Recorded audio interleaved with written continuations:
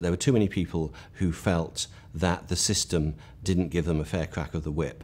And Theresa May has made clear since she went into Downing Street that making this a country that works for everyone is key to her. And a large part of that is making sure that everyone benefits from a rising tide of prosperity. There will be viewers sitting at home saying this is, quite frankly, laughable, that the Conservatives are trying to pitch themselves as the party of workers' right, the government that tried to bring in anti-strike laws, the government that saw a huge increase in zero-hours contracts and attempted to shut down trade unions. You're not going to get away with this. Well, this government hasn't tried to shut down trade unions. Trade unions have a role to play, but people who think that making strikes more difficult is in any way anti-worker or anti-ordinary people are, I just think, wrong about that. Zero-hours contracts? I think zero-hours contracts, the percentage of people on zero-hours contracts who are happy to have them is about 70. Less than 3% of the workforce is on a zero-hours contract. The average amount of time worked by somebody on a zero-hours contract is 25 hours. So actually, they're rather popular with the people who are on them. My point is, you can correct the percentage that you don't care about workers' rights really simply. You end the public sector pay pinch. You know that you have nurses who are about to go on strike over their 1% pay rise. For the first time in 100 years, you know you have public sector workers who are feeling the squeeze and that wages are stagnant. That's the way to correct that perception. Well, wages aren't stagnant. We've had to take difficult decisions about pay in the public sector. In fact, pay progression among nurses means that the average pay increase is 3%. But yes, of course, everyone is concerned. You know, the nurses do a great job. We've got more nurses than ever before. But you're short of 40,000 nurses. That suggests there is a problem for you with drawing people into the profession. Well, there are still more people applying, and there are places for training and so on. So, and we have got thousands more nurses than there were in 2010. But there is a wider range of aspects to workers' rights than just pay. Pay has gone up particularly at the bottom end of the pay scale because of the introduction of the national living wage, which we're now pledged to keep increasing until 2022. Because of that, those at the bottom end of the pay scale have had particularly high pay rises. They've had an average of 6% over the last 2 years, as compared to inflation running at about 2%. So let's look at the national living wage there. Will that be what George Osborne set out as Chancellor, £9 an hour by 2020? It will be. We're doing it on the basis of the suggested projection by George Bain, who used to run the low pay unit. Will it reach £9 an hour by 2020? It depends on what average earnings are, because what he said was that the national living wage should be 60% of the median so wage. So if wages don't rise as much, will you fill that gap and make sure it gets to £9 an hour? We've said we're aiming at 60%. It's below 60% now, so this will guarantee an increase over the coming years. Exactly how far it goes, I mean, the projection so is it might not get to £9 an hour. Well, I mean, that's something you have to We'll see. accept. It will go up. We're aiming at 60% of median wages, so obviously it will depend on what happens to average earnings. So you've got Labour saying £10 an hour, a nice fat round sum, and you've got the Conservatives saying we're not quite sure, it depends on the median average raise and the rate at which it goes up. I mean, that's a fairly stark choice if you're looking at workers' rights. Well, except that what we're doing with that and with the other parts of this proposal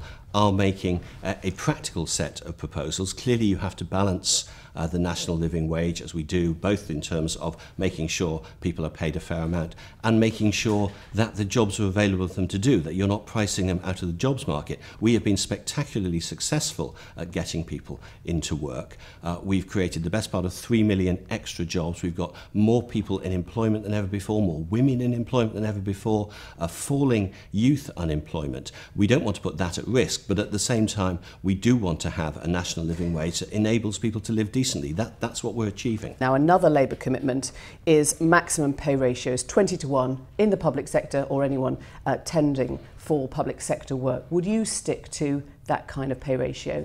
I think having arbitrary pay ratios like that probably isn't the best way to help workers. I think the proposal. But it sends out a signal, doesn't it? It sends out a signal that you know that the people at the top can't carry on getting inordinate amounts more money than the people at the bottom. Yeah, but sending out a signal is what governments in the past have done too often. What we are proposing is a practical package of measures that will make a difference to people in their real lives. The ability to take time off to train, the ability to take time off to be a carer, the knowledge that because we're giving extra powers to the pensions regulator, that your workplace pension will be better protected in future. That is what will make a difference to people in their daily lives, rather than arbitrary pay ratios. So you get a year off to look after somebody, unpaid. You're giving people a year of unpaid leave.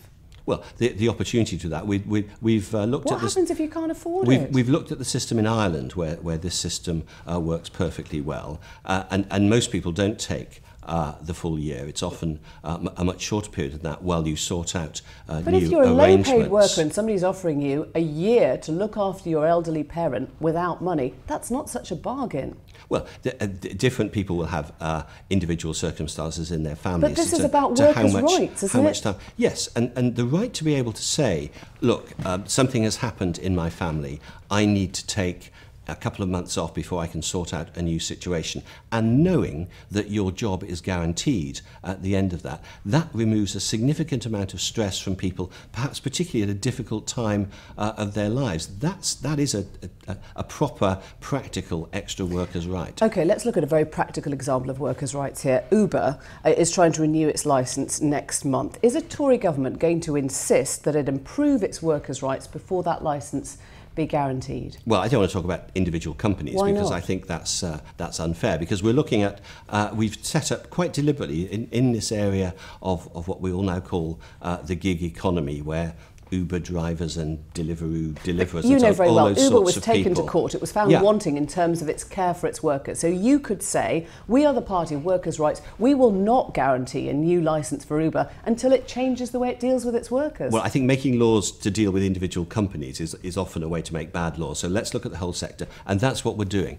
We've set Matthew Taylor to do a report precisely on those sorts of jobs. When Labour says we want to intervene in the market and look at rail nationalisation, you call them socialist or Marxist or back to the 70s. But, you know, when the Tories suggest intervention in, you know, the energy sector, it's somehow standing up for workers' rights. Well, I don't call Labour socialist or Marxist. They call themselves socialist, or in John McDonnell's case, Marxist. Your party has been guilty of that. They're not proposing intervention. They're proposing renationalisation of rail and of markets energy. that don't work. Well, yes, but what they want to do is have it run by a state monopoly, and everyone over a certain age can remember what happened. So 2 years ago, it would have been crazy to intervene in the energy sector when it was Ed Miliband's desire or suggestion, and now it's absolutely right because it's Theresa May's and it's a Tory policy. That's what people have a problem with. They don't understand where you stand on this. It's a different policy. I mean, Ed Miliband's policy it's about was for to a make freeze, energy markets which he more fair. but his actual policy